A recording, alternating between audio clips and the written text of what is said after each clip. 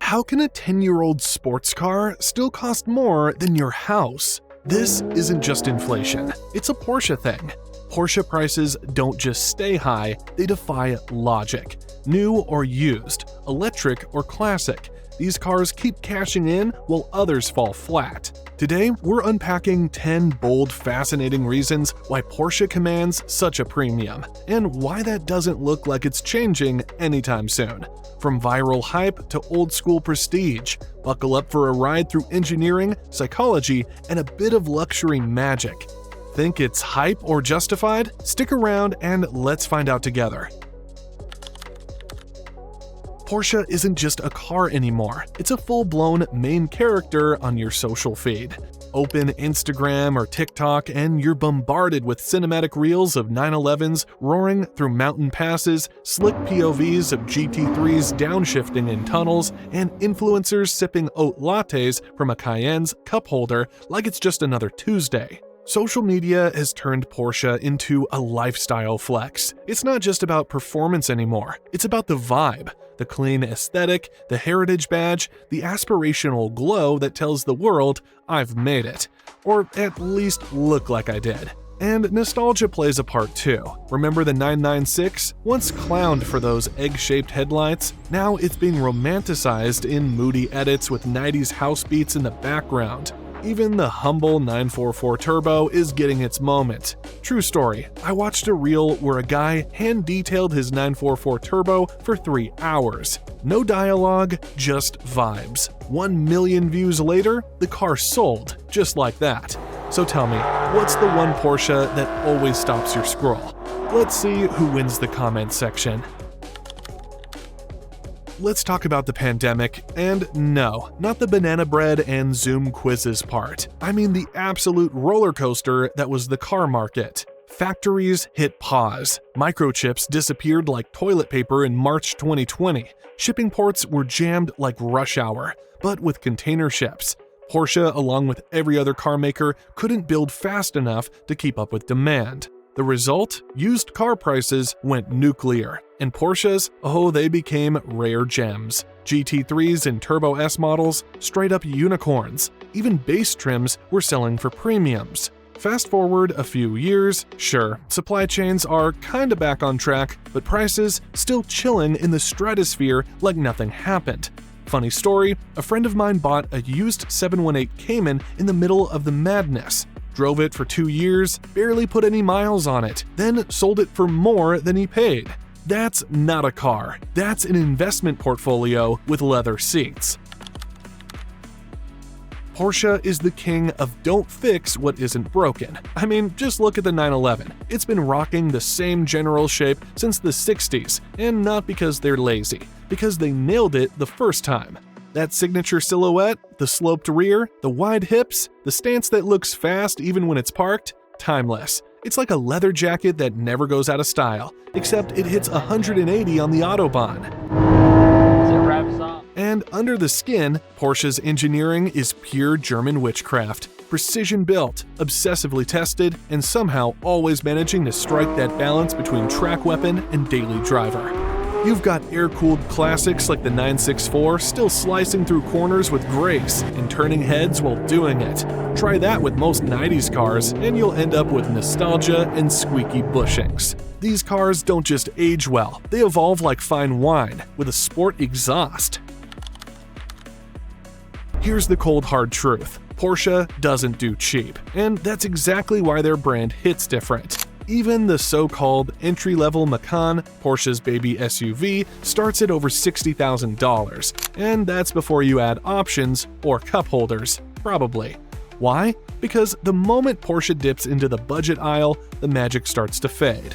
And honestly, respect. They've watched other luxury brands dilute themselves, trying to go mainstream. Remember the Maserati Ghibli? Exactly. Great badge, mid-tier everything else. The result? A luxury brand with commitment issues. Porsche has avoided that trap. Every car, from a base Cayman to a Taycan Turbo S, still feels premium. No shortcuts, no mass-market fluff, they're protecting the badge like it's the crown jewels.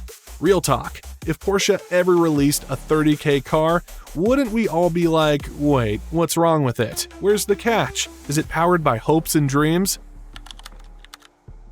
Let's be real, Porsche isn't just transportation, it's a trophy. That crest on the hood, that's not just a logo, it's generational clout, baby. We all know that person, the neighbor who casually picked up a 911 and suddenly became the unofficial cool car guy on the block.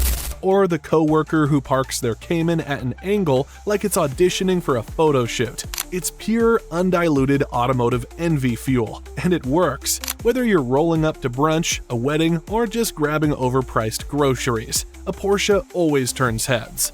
It's the quiet flex, until it isn't, because let's be honest, that sport exhaust does like to announce your arrival 2 blocks early. But hey, if you're gonna flex, flex properly. And the best part, that desire to one-up your social circle, it keeps demand sky high. Everyone wants in on the vibe. So be honest, have you ever rubbernecked a Porsche and thought, one day? Because same. Let's confess in the comments. Ah yes, tariffs. The invisible price tag no one sees, until it hits your wallet. Imported Porsches face US duties, once just 2.5% on complete cars, now bumped to 25%, though that hike's on hold for 90 days as of April 2025. Parts? Often even pricier tariffs apply. And spoiler alert, Porsche isn't eating that cost. That bill gets passed straight to the customer. Yep, that's us. Now, throw in some international shipping chaos, rising freight costs, and the occasional trade war tension, and suddenly your dream car costs more than your first apartment. But here's the twist. People still happily pay it, because made in Germany still hits different. It carries weight. Let's be honest, if Porsche started making 911s in, say, Ohio, would it feel the same? Would it still have that Teutonic swagger? Not to knock Ohio, but it's not exactly Stuttgart. So yeah, tariffs and trade rules make Porsches more expensive, but they also preserve that high-end imported excellence we all secretly crave. So what's your verdict? Would you pay more to keep that made in Germany authenticity, or welcome local builds to cut costs? As the world shifts toward electric, something interesting is happening in the Porsche universe. The old-school gas models are turning into treasures. Sure, the Taycan is a beast, quiet, lightning fast, and futuristic. But it can't replace the feel of a naturally aspirated flat six screaming toward red line. That sound, that vibration, that connection, it's something no battery can replicate. And collectors, they know it. That's why prices for older models are climbing fast. The 997s, the 964s, even the humble air-cooled 911s, they're being scooped up as if they're about to disappear. Because in a way, they are. Meanwhile, Porsche isn't standing still. They're testing synthetic fuels, pushing into hybrids, and planning a new lineup of electrified models, including a GTS hybrid in 2025.